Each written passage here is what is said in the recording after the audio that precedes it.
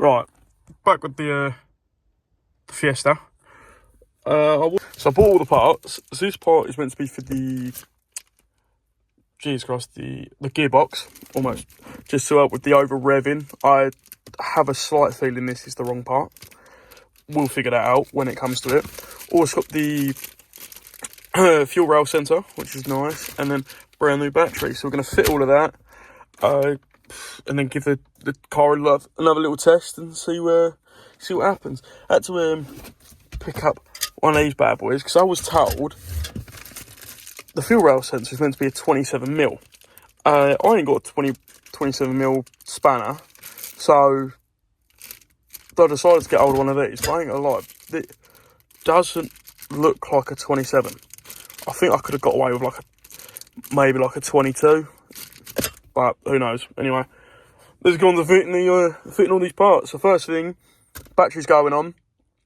I'm gonna jack the Fiesta up, try get this in, because I mean that's gonna be the easiest one, and then the fuel rail sensor will go in after. So battery first. Right, got the battery in. Put all the hardware-y bits in. Everything's bolted in, and now we'll see. It's time to see whether or not that battery actually works. Obviously, it should. Oh, Jesus. Should work. I'm already hearing noises. Let me get that in there.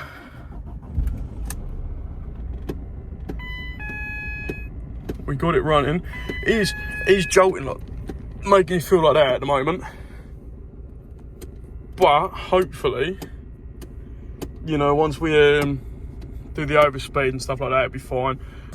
But other than that, we've got the car running for now, and then we're gonna go move on to sorting out the gearbox. So I'm gonna have to go jack up the car.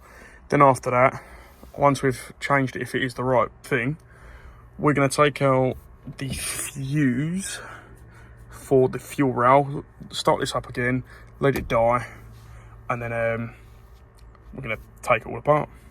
Right, it's proven that this car has been a massive pain. It's jacked up.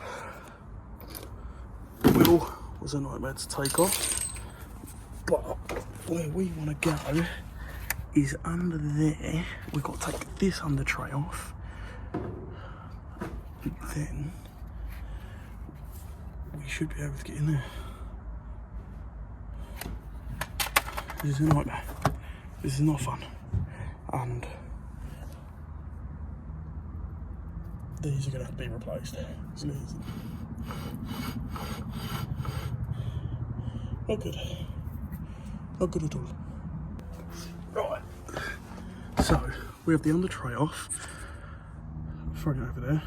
We've got the other side jacked up, but we have a axle stand. It's missing the most important part, which is that it's disappeared. So we're just going to go off of what we've got at the moment. But this should have given me access to the gearbox. I'm not even pointing at it. Oh, penis. Should have given me access to the gearbox, which is nice. I've now got to go find the bolt for it, and go from there really. See if we can get it undone. It should be 8mm, but the under tray was 5 T30 screws, one here, one on the other side, then there was 3 at the front. So it's not too bad. Oh, that's a bit. There we go. Right. So I found a sensor, which is there. It's all crusty, so I'm going to give that a quick clean. But annoyingly, that's not the same thing as what I've currently got. So the reason why this isn't the same sensor as I've currently got, because when you do a little bit of research, you find out that this is the reversing camera, the reverse gear. That's that sensor. So it's been a bit of a melon with that one. So you got to do your research. So what I didn't explain in the last clip was that the reason I couldn't find the sensor, and it turns out the one that I was cleaning up was the reverse one.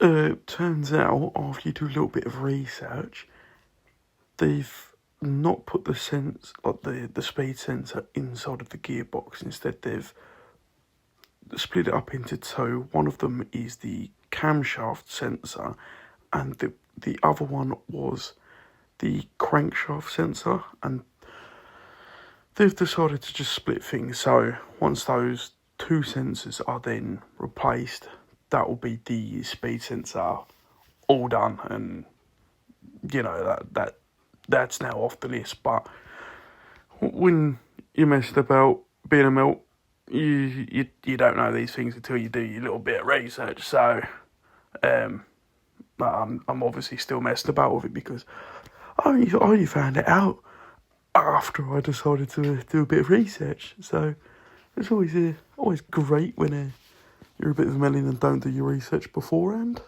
But yeah, I'm just gonna allow this to crack on, and I've got to play some music, so it's not so awful. See, I don't get that. I definitely don't have that. I have. Unless that's the fuel rail. I mean, it can't be the fuel rail. It's on the transmission.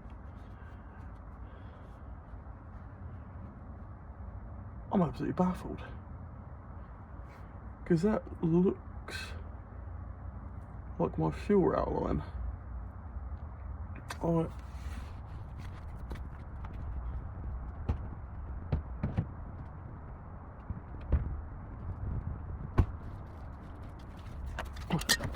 Alright. See if I can zoom in on this. No, it's not letting me. But don't know whether you can see that. But that looks exactly like that. Where is it? There.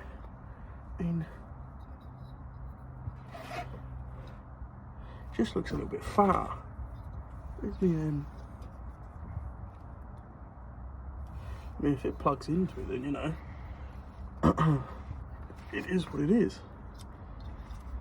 Which, obviously it don't. Of course it don't. Because that needed to be bigger. So, I'm baffled, because what I've bought for that is not the right one.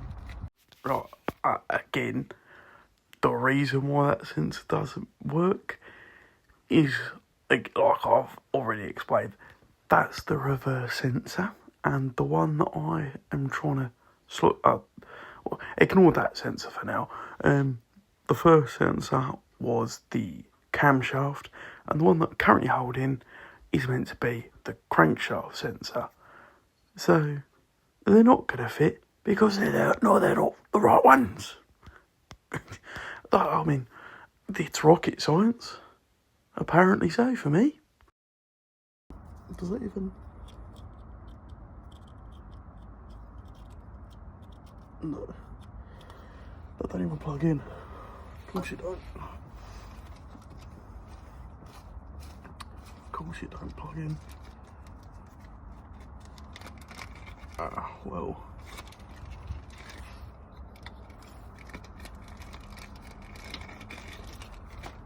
this has got a little bit more interesting now. So that's definitely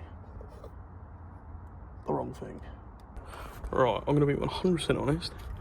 I gave up with the speed sensor, because even Google's not helping out with that. So, Jesus Christ. What I'm now doing is the... what am I doing? I'm doing the fuel rail sensor. So I've had to pop the headlights out a little bit, take out the screw that was there. I've had to pop off all the little connections that hold these two pieces together. Now I'm doing the window wipers. If I don't smash my hand up again, that'd be nice. Oh, Jesus Christ. Ooh. Oh.